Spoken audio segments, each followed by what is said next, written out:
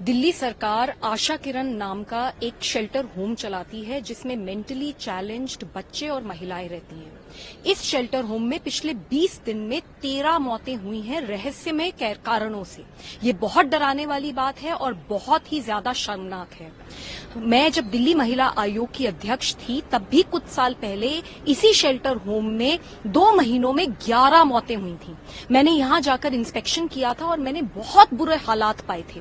मैंने सरकार को रिपोर्ट भी दी थी। मैंने सरकार को बताया था कि किस तरीके से महिलाएं वहां पे, क्योंकि स्टाफ ठीक से नहीं है, क्योंकि व्हील चेयर्स नहीं है, रेंग रेंग के बाथरूम जाने पे मजबूर हैं। वहीं कॉरिडोर में उन्हें शौच करना पड़ रहा है। कई बच्चे जो कि हिल नहीं सकते, जो कि छोटे हैं, उनको अपने ही बिस्तरों में शौच करना पड़ रहा था। पूरे हालात, इतनी गंदगी थी, इतना बदबू था, मैं बता नहीं सकती। बहुत बुरा हाल था। हमने यहां तक देखा था कि किस तरीके से कुछ स्टाफ महिलाओं को नहलाने के बहाने से वहीं उनको कॉरिडोर में नग्न अवस्था में खड़ा करते थे और उसके बाद सीसीटीवी कैमरास को कुछ आदमी मॉनिटर करते थे। डॉक्टर्स की कमी थी और साइकियाट्रिस्ट तो पूरे हफ्ते में एक बार आता था और वो भी कुछ घंटों के लिए। इतनी स्ट्रांग रिपोर्ट बना के हमने दिल्ली सरकार को दी, तब भी कुछ इंक्वायरी हुई थी लेकिन कार्यवाही कुछ नहीं हुई। मेरी ये मांग है, इस मामले में तुरंत एफआईआर दर्ज होनी चाहिए और जिन लोगों के कारण, जिन लोगों के चलते, उनके भ्रष्टाचार के चलते, उनकी लापरवाही के चलते ये मौतें हुई हैं, उनके ऊपर सख्त से सख्त कार्यवाही होनी चाहिए। शेल्टर होम्स जो सरकारें चलाती हैं, इनका काम है कि लोगों की सेवा करें। आज दिल्ली में ये हाल हो गया है कि शेल्टर होम्स की हालात जेल से बदतर है। मैं ये मुद्दा पार्लियामेंट में उठाऊंगी, जवाबदेही तय होनी। तेजस्वी यादव जी संविधान विरोधी है। ये संवैधानिक संस्था का सम्मान नहीं करते हैं।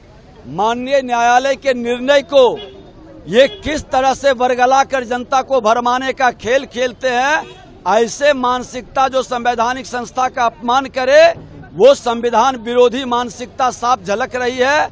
अरे हम तो हमेशा आरक्षण के समर्थन में रहे, लेकिन आप परिवारवाद के आरक्षण से कम मुक्त करेंगे पार्टी को।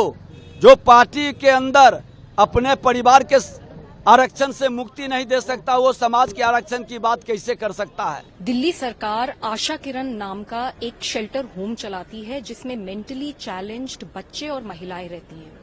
इस शेल्टर होम में पिछले 20 दिन में 13 मौतें हुई हैं रहस्यमय कारणों से। ये बहुत डराने वाली बात है और बहुत ही ज्यादा शर्मनाक है। मैं जब दिल्ली महिला आयोग की अध्यक्ष थी तब भी कुछ साल पहले इसी शेल्टर होम में 2 महीनों में 11 मौतें हुई थी। मैंने यहां जाकर इंस्पेक्शन किया था और मैंने बहुत बुरे हालात पाए थे। मैंने सरकार को रिपोर्ट भी दी थी। मैंने सरकार को बताया था कि किस तरीके से महिलाएं वहां पे, क्योंकि स्टाफ ठीक से नहीं है, क्योंकि व्हील चेयर्स नहीं है, रेंग रेंग के बाथरूम जाने पे मजबूर हैं। वहीं कॉरिडोर में उन्हें शौच करना पड़ रहा है। कई बच्चे जो कि हिल नहीं सकते, जो कि छोटे हैं, उनको अपने ही बिस्तरों में शौच करना पड़ रहा था। पूरे हालात, इतनी गंदगी थी, इतना बदबू था, मैं बता नहीं सकती। बहुत बुरा हाल था। हमने यहां तक देखा था कि किस तरीके से कुछ स्टाफ महिलाओं को नहलाने के बहाने से वहीं उनको कॉरिडोर में नग्न अवस्था में खड़ा करते थे और उसके बाद सीसीटीवी कैमरास को कुछ आदमी मॉनिटर करते थे।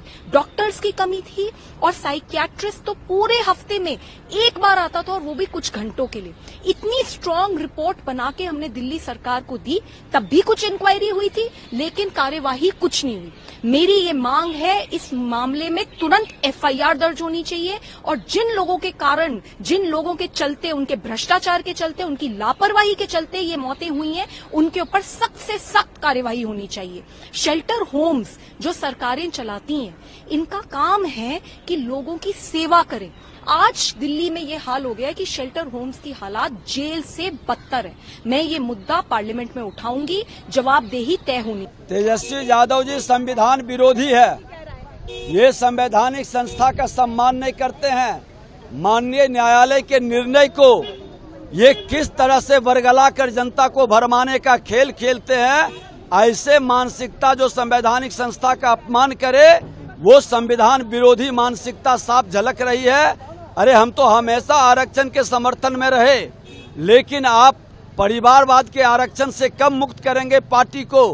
जो पार्टी के अंदर अपने परिवार के आरक्षण से मुक्ति नहीं दे सकता, वो समाज के आरक्षण की बात कैसे कर सकता है। दिल्ली सरकार आशा किरण नाम का एक शेल्टर होम चलाती है जिसमें मेंटली चैलेंज्ड बच्चे और महिलाएं रहती हैं।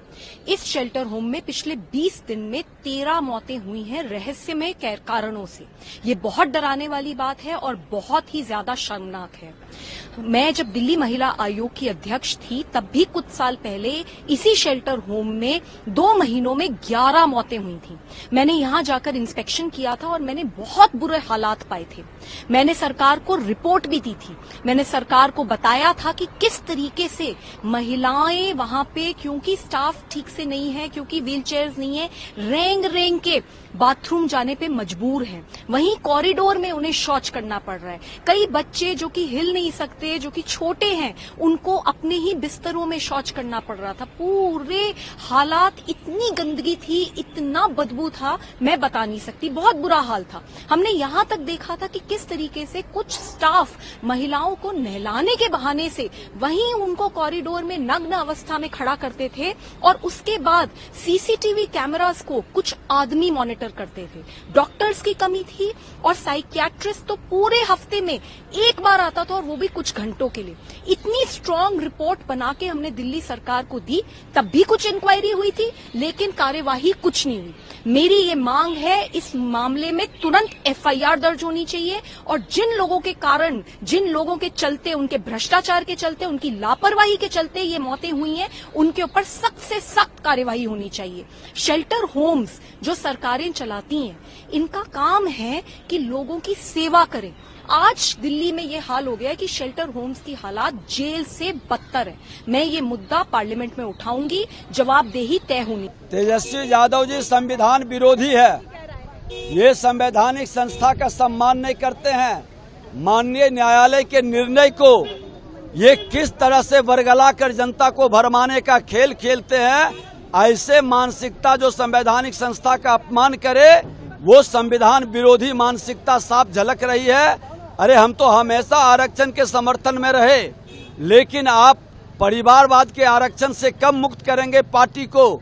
जो पार्टी के अंदर अपने परिवार के आरक्षण से मुक्ति नहीं दे सकता, वो समाज के आरक्षण की बात कैसे कर सकता है। दिल्ली सरकार आशा किरण नाम का एक शेल्टर होम चलाती है जिसमें मेंटली चैलेंज्ड बच्चे और महिलाएं रहती हैं।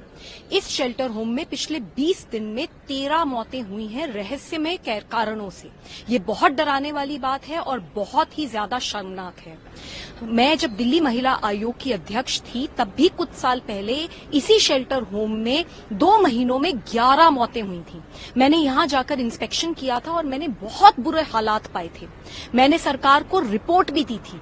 मैंने सरकार को बताया था कि किस तरीके से महिलाएं वहां पे, क्योंकि स्टाफ ठीक से नहीं है, क्योंकि व्हील चेयर्स नहीं है, रेंग रेंग के बाथरूम जाने पे मजबूर हैं। वहीं कॉरिडोर में उन्हें शौच करना पड़ रहा है। कई बच्चे जो कि हिल नहीं सकते, जो कि छोटे हैं, उनको अपने ही बिस्तरों में शौच करना पड़ रहा था। पूरे हालात, इतनी गंदगी थी, इतना बदबू था, मैं बता नहीं सकती। बहुत बुरा हाल था। हमने यहां तक देखा था कि किस तरीके से कुछ स्टाफ महिलाओं को नहलाने के बहाने से वहीं उनको कॉरिडोर में नग्न अवस्था में खड़ा करते थे और उसके बाद सीसीटीवी कैमरास को कुछ आदमी मॉनिटर करते थे। डॉक्टर्स की कमी थी और साइकियाट्रिस्ट तो पूरे हफ्ते में एक बार आता था और वो भी कुछ घंटों के लिए। इतनी स्ट्रांग रिपोर्ट बना के हमने दिल्ली सरकार को दी, तब भी कुछ इंक्वायरी हुई थी लेकिन कार्यवाही कुछ नहीं हुई।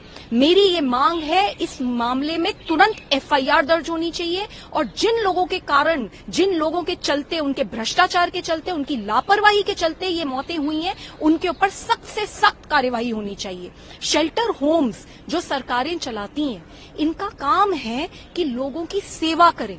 आज दिल्ली में ये हाल हो गया है कि शेल्टर होम्स की हालात जेल से बदतर है। मैं ये मुद्दा पार्लियामेंट में उठाऊंगी, जवाबदेही तय होनी। तेजस्वी यादव जी संविधान विरोधी है। ये संवैधानिक संस्था का सम्मान नहीं करते हैं। माननीय न्यायालय के निर्णय को ये किस तरह से वरगला कर जनता को भरमाने का खेल खेलते हैं। ऐसे मानसिकता जो संवैधानिक संस्था का अपमान करे, वो संविधान विरोधी मानसिकता साफ झलक रही है। अरे हम तो हमेशा आरक्षण के समर्थन में रहे, लेकिन आप परिवारवाद के आरक्षण से कब मुक्त करेंगे पार्टी को? जो पार्टी के अंदर अपने परिवार के आरक्षण से मुक्ति नहीं दे सकता, वो समाज के आरक्षण की बात कैसे कर सकता है।